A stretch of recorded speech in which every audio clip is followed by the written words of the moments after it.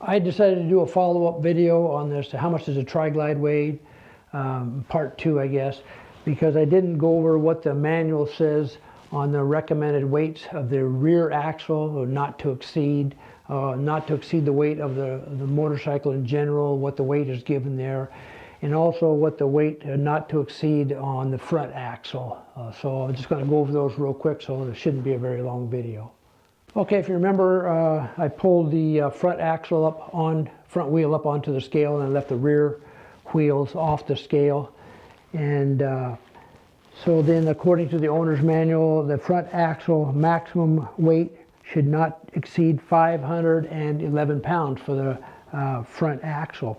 So when I was off the motorcycle, the front axle weighed 380 pounds, and then I got on the motorcycle, and the front axle then weighed 440 pounds, an additional 60 pounds of weight. So that left me with 71 pounds that I could add to the front axle weight before I exceeded this 511 pounds.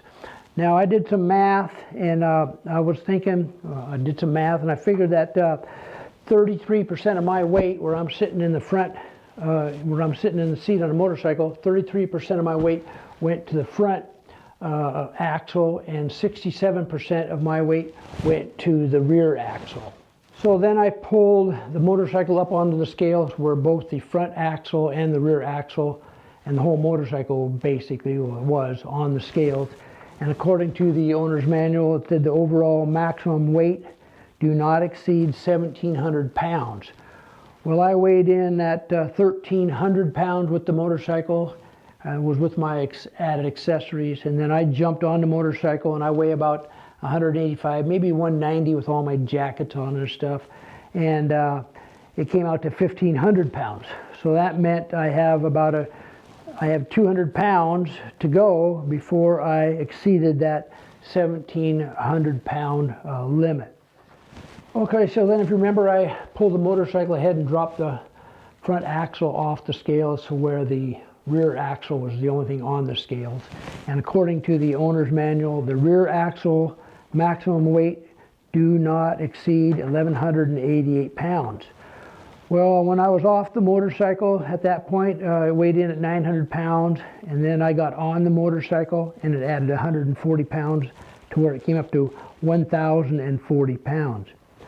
So then I was just short, 148 pounds short of being at 1,188 pounds. Now remember, I did some math, and I thought that 33% of my weight went to the front axle where I was sitting on the bike, and 67% went to the rear of the bike where I was sitting, basically right in the center, it looked like. So anything behind you, like your passenger and your luggage, is going to go directly weight on the rear axle. Now that's my thoughts. Kind of like common sense, or maybe I'm thinking I could be wrong. I've been known to be wrong before. So if my wife weighs 130 pounds, and so yeah, bring this down to 18 pounds, so I have 18 pounds left over before I reach the maximum of 1,188 pounds. That means I could have another 18 pounds. Well, my luggage, I don't know what it weighs. Let's just say it weighs 20 pounds.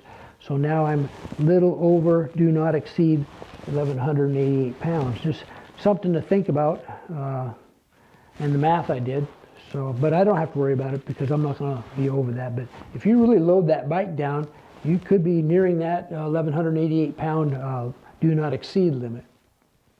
Okay, setting aside all these weights and stuff and what the manual says about the maximum allowable weights, I just want to share a couple thoughts of mine. I have some friends of mine that are engineers that when they build something with weight in mind, they will give you a certain number in weight that will make the whole thing come crashing down. And that number that they give is normally about 30% higher than what's published down here. But they give that number as a warning.